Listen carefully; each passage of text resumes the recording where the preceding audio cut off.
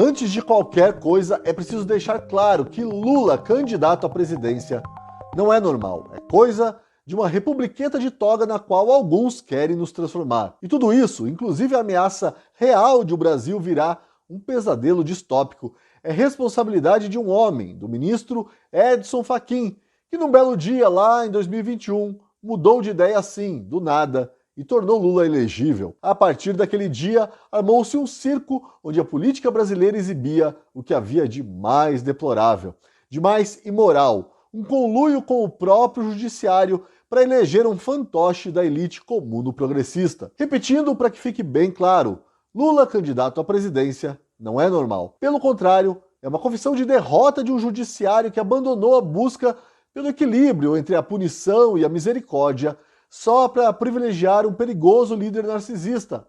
Lula, um judiciário ativista, militante e revolucionário que, como a gente vai ver no vídeo de hoje, foi protagonista de um espetáculo no qual lhe cabia apenas um papel decorativo.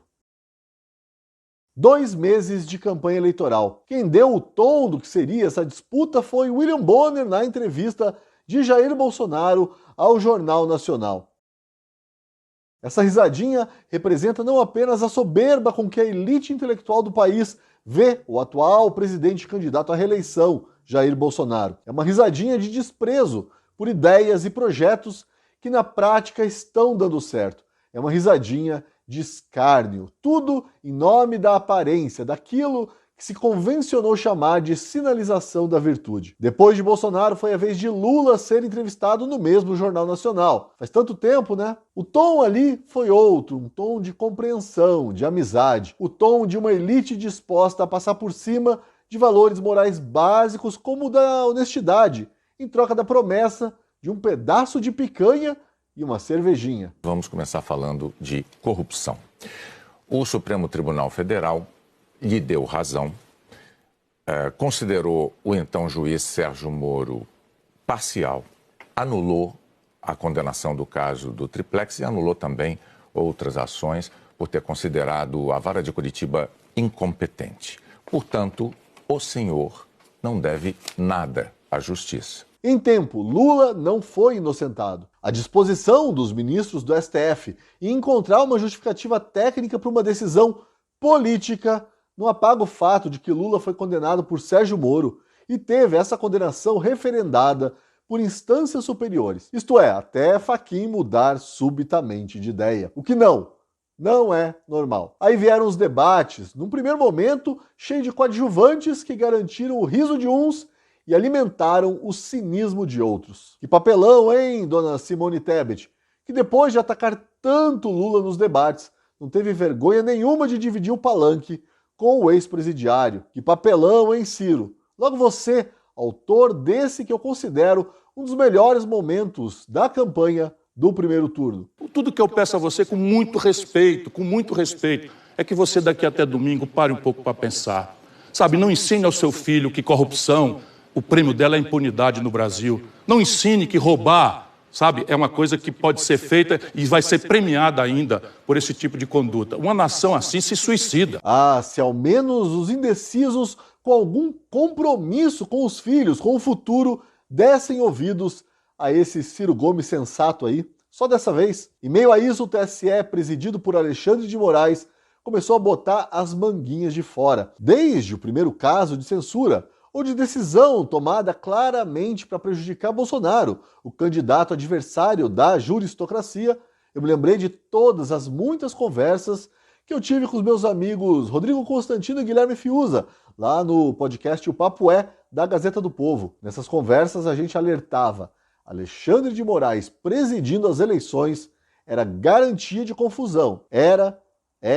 Está sendo. À medida que a disputa se acirrava, o TSE se tornava mais e mais autoritário, mais e mais inconstitucional. E isso apesar da presença na corte de 3 ministros do STF, Alexandre de Moraes, Ricardo Lewandowski e Carmen Lúcia. O que começou lá atrás, em 2021, com uma tecnicalidade tirada da cartola com o símbolo do sem terra, usada por Edson Fachin, se transformou num monstro. Ao eclodir, o ovo da serpente deu nisso. Portanto, é em situação excepcionalíssima, com os limites aqui postos, que eu acompanho o relator, inclusive neste item C, mas com este cuidado de imaginar que se o relator, principalmente, que é quem dirige o processo, tiver qualquer tipo de informação no sentido de que isto desborda ou configura algum tipo de cerceamento à liberdade de expressão, precisa de ser reformado, inclusive eliminar. Está aí a criação da censura excepcional para ajudar o candidato do coração dos ministros do STF, para ajudar Lula, que, aliás, indicou Carmen Lúcia ao STF. Nos meus 45 anos de idade, quando é que eu poderia imaginar que viveria para ver a censura renascer assim, tão às claras, tão maquiavelicamente? Eu vi de tudo nessas eleições. E você, que me acompanha aqui, viu também. Teve pesquisa errando feio e virando alvo de uma possível CPI. Teve candidato petista minimizando o tiroteio em favela como se uma troca de tiros, em plena luz do dia, fosse a coisa mais normal do mundo. Teve esquerdista dizendo que abuso sexual de crianças não é um problema tão grave assim, como a ministra Damares Alves disse. Teve deputado reeleito mentindo na cara dura, bem debaixo das barbas do TSE, o mesmo TSE que prometeu combater as notícias falsas com todas as forças. Eles só esqueceram de dizer que tinham dado salvo-conduto para Lula fazer o que ele faz de melhor: mentir. Teve e ainda está tendo supostos democratas defendendo a censura em nome da democracia. Teve Lula fingindo que é cristão, se bem que em toda eleição sempre tem comunista apelando para a religiosidade do povo. Depois das eleições eles invadem igrejas. Teve Roberto Jefferson em dia de fúria. Teve o New York Times preocupado.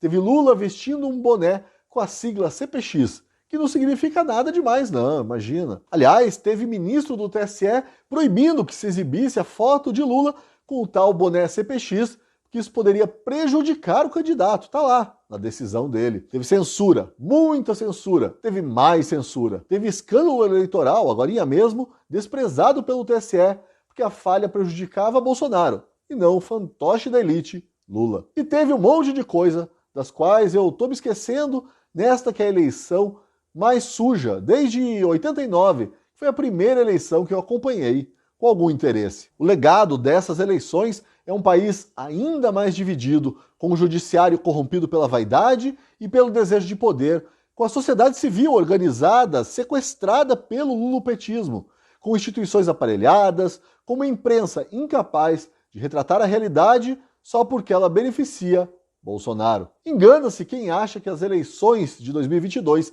terminam agora, no próximo domingo. Independentemente de quem vencer, é improvável que o país amanheça apaziguado na segunda-feira. Tudo isso, repito, porque ter alguém como Lula, candidato à presidência, não é normal. Faltam 2 dias. E antes de eu bater uma bolinha com a Cristina Grêmio, eu quero avisar que amanhã, sábado, nós teremos vídeo novo sobre o debate na Globo. Na segunda-feira, eu encerro a minha participação na cobertura das eleições aqui pelo canal da Gazeta do Povo, com um vídeo sobre o resultado das eleições. Repetindo, faltam 2 dias. Agora é com você e com esse teu colega estranho aí, Cris. Olá, eu tenho um convite imperdível para você. No domingo, dia 30, eu e a equipe do jornal Gazeta do Povo vamos fazer um programa ao vivo para analisar o resultado das eleições. Vou estar na companhia do também colunista da Gazeta, Paulo Pousonoff. Fala aí, Paulo. Oi, Cristina. É isso aí. A gente vai ficar atento a tudo o que acontecer no domingo. Nós vamos contar com a presença de muita, mas muita gente boa mesmo, comentando de todas as partes do Brasil. E você que está aí nos vendo, pode ter certeza de que o domingo será um dia histórico, para o bem ou para o mal. Esperamos você conosco, então, neste domingo, a partir de 18h30, no canal da Gazeta do Povo no YouTube. Sem censura e com muita honestidade. Um programa imperdível. E se você ainda não assina a Gazeta, fica meu convite desde já. Por apenas 99 centavos por mês, nos primeiros 2 meses, você experimenta o melhor jornal do Brasil. E ainda apoia um projeto que não se cala diante dos ataques à liberdade no Brasil. A gente se vê no domingo.